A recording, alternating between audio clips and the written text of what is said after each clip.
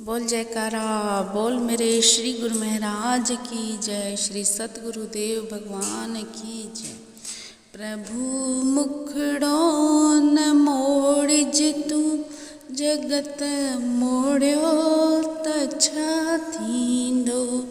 प्रभु मुखड़ो न मोड़िज तू जगत मोड़ियो तछा थींदो।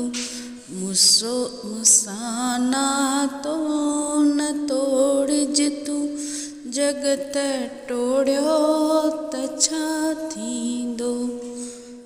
आया मां बाल को तुंहिंजो डकिज पढ़दो तू पढ़दे पो। आया मां बाल को तुंहिंजो डकिज पढ़दो तू पढ़दे पोष। परीक्षा में न तोरिज तू जगत तोरियो तछा थींदो। परीक्षा में न तोरिज तू जगत तोरियो तछा थींदो। प्रभु मुखड़ो न मोड़िज तू जगत मोड़ियो तछा थींदो। मुसाना तो न टोड़िज तू जगत टोड़ियो तछा थींदो। जगत सारो खणी मूंखे विझे दरिया वहदड़ में। जगत सारो खणी मूंखे विझे दरिया वहदड़ में। उन्हीं में मुँह न बोड़िज तू जगत बोड़ियो तछा थींदो। उन्हीं में मुँह न बोड़िज तू जगत बोड़ियो तछा थींदो। प्रभु मुखड़ो न मोड़िज तू जगत मोड़ियो तछा थींदो। मुसाना तो न तोड़िज तू जगत टोड़ियो तछा थींदो। जगत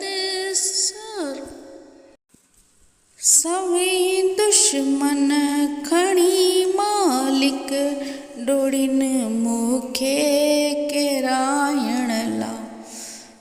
सभी दुश्मन खणी मालिक डोड़िन मूंखे केरायण ला।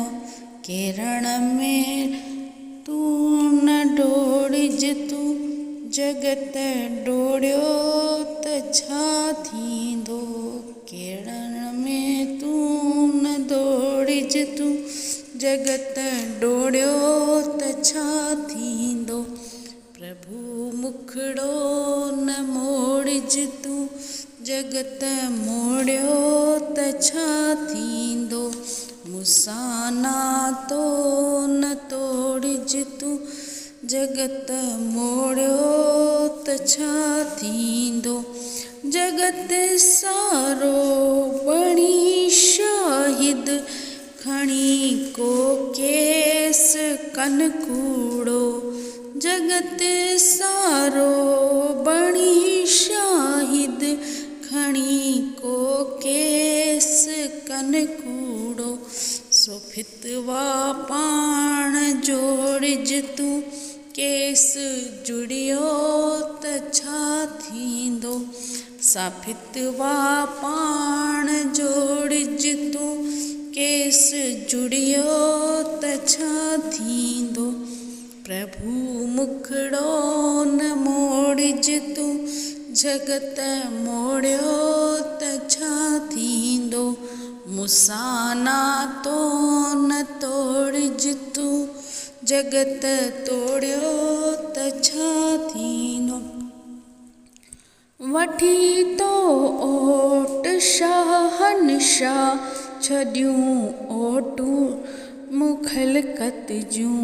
वठी तो ओट शाहन शाह छॾियूं ओटियूं मुखलकत जूं दासन दास खे न छोड़िज तूं जगत छोड़ियो त छा थींदो दासन दास खे न छोड़िज तूं जगत छोड़ियो त छा थींदो प्रभु मुखड़ो न मोड़िज तूं जगत मोड़ियो त छा थींदो मूंसां नातो न तोड़िज तूं जगत तोड़ियो त छा थींदो। बोल जयकार।